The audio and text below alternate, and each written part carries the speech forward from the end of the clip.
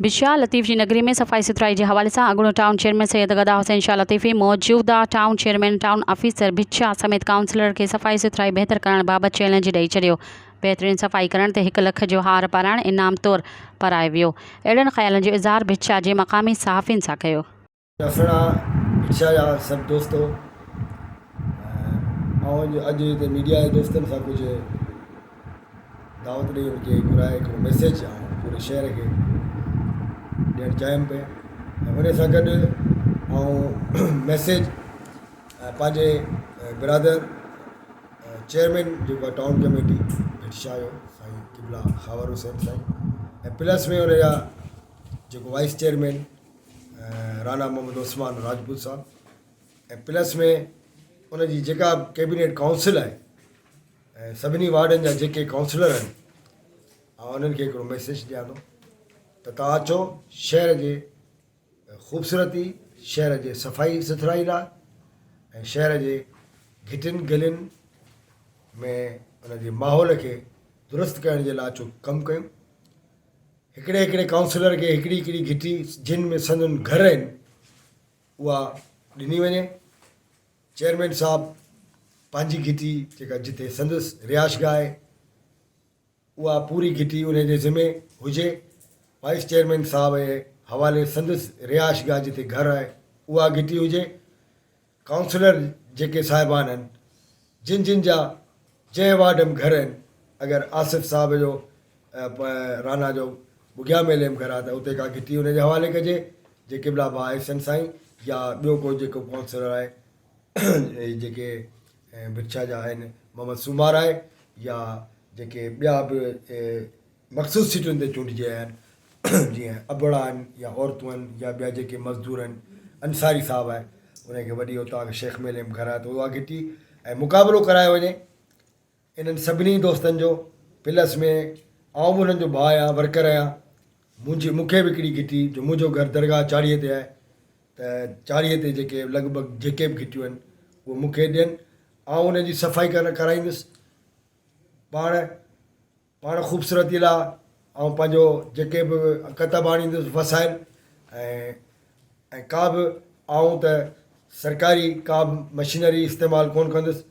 ज़ाती तौर ते उन में कमु कंदुसि ऐं पाण ॿुआरो खणी ऐं पाण सफ़ाई कंदुसि पाण उते गुल ॿूटा रखंदुसि पाण उन जी ख़ूबसूरती आणींदुसि ऐं पाण बि जेके असांजा चेयरमैन साहब ऐं सॼी काउंसिल ऐं अगरि को ॿियो शहरी बि मूंसां को मुक़ाबिलो करणु चाहे थो ऐं इन में सफ़ाई सुथराईअ में त उहो बि अची सघे थो त बाबा हीअ घिटी मुंहिंजे ज़िमे आहे ऐं तव्हां सां मुक़ाबिलो बि कंदुसि त केरु वधीक घिटीअ खे गलीअ खे पंहिंजे इलाइक़े खे वधीक साफ़ु सुथिरो ऐं ख़ूबसूरत बनाए सघे थो। पंहिंजे तरफ़ां 1 लख रुपए जो मेडल रखां थो ऐं हार बि रखां थो त 15 ॾींहं कंटिन्यू कमु कयो वञे। 15 ॾींहंनि खां पोइ शहर जा 5-7 बुज़ुर्गनि खे वठी उहे घिटियुनि जो मुआइनो कराइजे ऐं पब्लिक खे वठी मुआइनो कराइजे। पोइ जजमेंट वठिजे त जंहिंजी इलाइक़ो ॾिनल वधीक ख़ूबसूरत ऐं वधीक साफ़ु सुथिरो ऐं वधीक उन में जेको एटमॉस्फेयर जेको माहौल आहे उहो सुठो ऐं ख़ूबसूरत बनायल हुजे उनखे उहो 1 लख रुपए जो हार जेको आहे सो कंहिं शहर जे बुज़ुर्ग जे हथ खां उनखे पारायो वेंदो ऐं उनखे हिकिड़ो सर्टिफिकेट बि ॾिनो वञे हिकिड़ो मेडल बि पारायो वञे ऐं उनजी तारीफ़ बि कई वञे ऐं टाउन कमेटीअ जे ऑफिस में हिकिड़ो बोर्ड ठाहियो वञे जंहिंमें उन्हनि जो हिकिड़ो नालो बि जेको आहे सो लिखियो वञे त हिन माण्हूअ जी जेके ख़िदमतगार आहिनि शहर जी जेके ज़ाती तौर ते ख़िदमत कनि था उन्हनि खे एप्रीशिएट करण जे लाइ उन्हनि जी हौसला अफ़ज़ाई करण जे लाइ टाउन कमेटीअ में हिकिड़ी कमेटी जोड़े उन में उनजो नालो लिखियो वञे। ऐं चैलेंज कयां थो सभिनी खे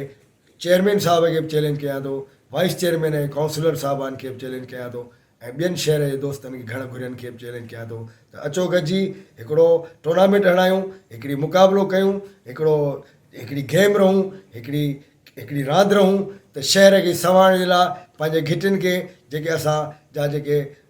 होल्डर आहिनि स्टेक होल्डर आहिनि शहर जा उहे पंहिंजी घिटियुनि खे ख़ूबसूरत बनाइण लाइ वसाइल ऐं पंहिंजा इख़्तियार इस्तेमालु कनि ऐं 15 ॾींहंनि जे अंदरि मूंखे ऐं ॿियनि खे भेटियो जेको बि आवाम फ़ैसिलो करे बाबा हिन जी गली सुठी आहे, हेॾे जी गली ख़राबु आहे, जंहिंजी सुठी हुजे भले केरु ॿियो दोस्त अगरि जेको पहिरियों नंबर अचे थो उनखे मुंहिंजे तरफ़ां 1 लख रुपए जो आऊं हार पाराईंदुसि ऐं असीं ताड़ियूं वॼाईंदासीं ऐं उन ऑनर में ईद मिलन पार्टी बि कंदासीं ऐं सदाईं सुरख़ुरु हूंदो। ऐं मुंहिंजो इनशाला उमेदु आहे त हीउ मुंहिंजो मैसेज सॼे शहर वारा ॿुधंदा ऐं उहे बि दावत ॾींदा असांजे चेयरमैन साहब खे त उहो अहिड़ी नोटिस कढे ऐं सॼी मीटिंग घुराए ऐं घिटियूं विराए सभिनी दोस्तनि जे हवाले कनि। ऐं उन खां अलावा सॼे शहर खे अपील कयां थो